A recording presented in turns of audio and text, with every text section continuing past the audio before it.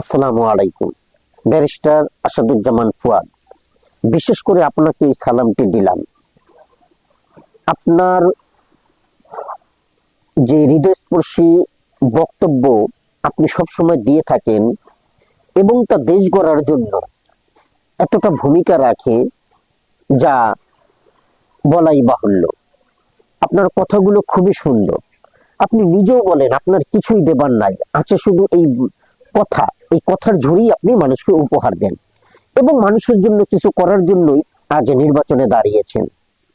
অথচ এই নির্বাচন করতে গিয়ে আজ হেনস্থার শিকার হলেন, তাও কি আবার চাঁদাবাজি নিয়ে কথা বলতে গিয়ে। চাঁদাবাজ সম্পর্কে বলতে গিয়ে বিএনপির লোকের হাতে হেনস্থা হলেন।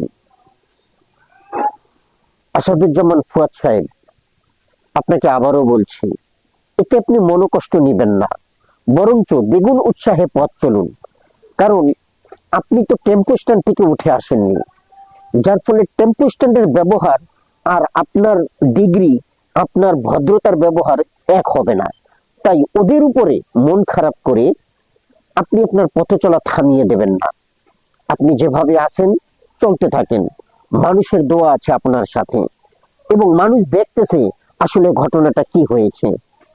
আপনার প্রতি পুরোপুরি শুভকামনা রইল এবং আল্লাহ আপনাকে ধৈর্য শক্তি দিন, যেন আপনি দেশের জন্য কিছু করতে পারেন এবং এই দেশের ভূমিকায় আপনি অবদান রাখতে পারেন, সেই দোয়াই করছি।